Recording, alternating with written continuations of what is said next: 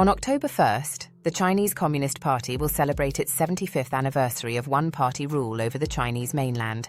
The Philippines, which has been in an ongoing dispute with China over territorial claims, sent messages of congratulations and well wishes to the Chinese leaders. Despite the well wishes, the issues in the West Philippine Sea are still tense, as a new Philippine Coast Guard ship arrived in the Sabina Shoal and the Philippines announced the deployment of a U.S. missile system. Tensions in the region continue to escalate, as evidenced by China's lackluster response to the Philippines' well wishes. The Philippines Foreign Affairs Undersecretary Teresa Lazaro on Thursday provided an official response to the 75th anniversary. China's leaders have transformed the economy within a generation and achieved the UN goal of poverty alleviation, lifting an estimated 800 million people out of poverty, according to UN metrics. Undersecretary Lazaro noted that they accomplished this achievement ahead of schedule, alleviated food insecurity for millions, and ensured universal education for them. She did not mention that mass-forced urbanization played a crucial role in educating a large number of people and streamlining food distribution, and that the introduction of Western-style free markets in China paved the way for its rapid ability to lift millions out of poverty. However, this forum was not the appropriate place to discuss that particular aspect. Undersecretary Lazaro also praised China's leadership in Asia in addressing climate change issues through its energy and green transportation initiatives. Vice President Sara Duterte echoed this sentiment in a separate video address on green initiatives, highlighting that despite their differences, the two nations maintain a strong relationship based on mutual trust and mutual respect as equal sovereign states. Vice President Duterte's address was not the official address of the Philippine government, but it was noteworthy because she is the most likely successor to current President Ferdinand Marcos Jr. Both Duterte and Lazaro acknowledged the complex and serious challenges in the current Chinese-Philippine relations, emphasizing the need for amicable resolution. On September 25th, the United States and the Philippines announced that they had reached an agreement to allow the U.S. Army Typhoon missile system, deployed in April to the northern Philippines as part of an exercise, to remain in place. The presence of the missile battery has been a focus of Chinese Foreign Ministry protests, as they stated the missiles were destabilizing the region. The Philippines had previously announced the removal of the missiles by the end of September, but this week, Philippine Secretary of Defense Gilberto Teodoro Jr. confirmed an indefinite extension of the missile deployments. The Chinese Foreign Ministry, as expected, protested the decision by again stating that the missile presence was destabilizing and could create an arms race in the region. Secretary Teodoro rejected the Chinese demands and stated that China's demands were an attempt to interfere in the internal affairs of the Philippines, which is an example of how China deflects any criticism of its Taiwan policies. Secretary Teodoro went on to state how China is trying to use intimidation to keep the Philippines from building up its defensive capabilities.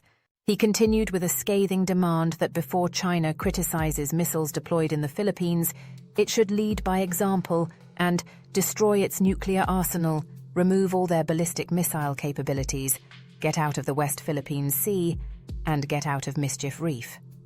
Mischief Reef is one of the islands that China illegally seized in 1995, and it is one of 7 artificial islands in the South China Sea that China has deployed missiles on. Secretary Teodoro also remarked, don't throw stones when you live in a glass house." The statement exposes the hypocrisy of the Chinese government, which imposes obligations on neighboring countries that it doesn't intend to fulfill itself. The Philippine government announced on Thursday, September 26th, that the Philippines had re-established a presence in the Sabina Shoal, called the Escoda Shoal in the Philippines. 2 weeks ago, Chinese actions forced the BRP Teresa Magbanua to leave the shoal when it prevented its resupply and eventually rammed it, creating a large hole above the waterline. The Philippines announced that a new Coast Guard ship was patrolling the area to protect its sovereignty in the region.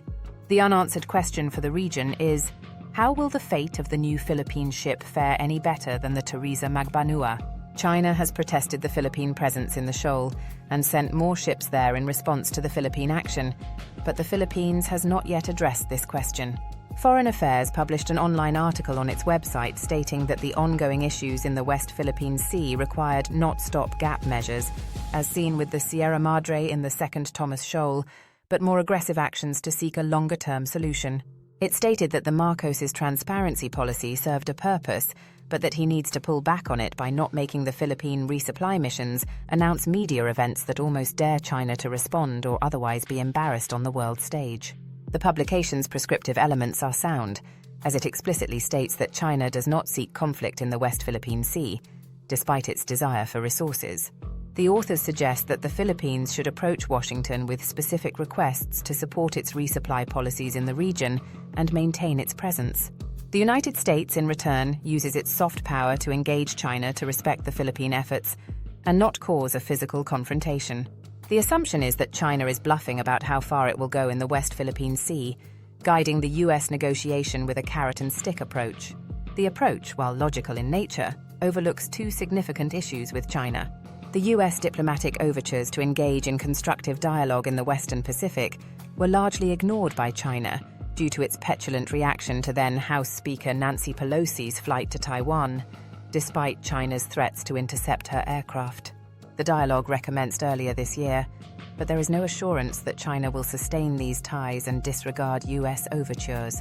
This would require the U.S. to find alternatives to force China's engagement. The other issue is that China does not appear to be reacting to the assumption of press involvement at this point in documenting the Chinese tactics in the South China Sea. The Chinese Coast Guard rammed a Philippine Coast Guard ship operating in the West Philippine Sea in the middle of the night, while a CBS news crew for the news show 60 Minutes was aboard. This shows a complete disregard for whether a news crew was present or not, and taking action in the middle of the night when no one was filming shows that the presence or non-presence of media has any impact on the aggressive Chinese behavior. The Philippine government's tepid reaction to its 75th anniversary and its protests over the presence of one Coast Guard ship and one missile battery demonstrate that constructive engagement to resolve the issue is a priority at this time. The Philippines' suggestion to specifically request what it needs from the U.S. and to aggressively engage China diplomatically has merit, as it could increase the risk to China if it continues its current aggression toward the Philippines. There is no guarantee that this will work, but the United States will have to take a bigger and more active role in attempting to de-escalate tensions and support its allies in the region.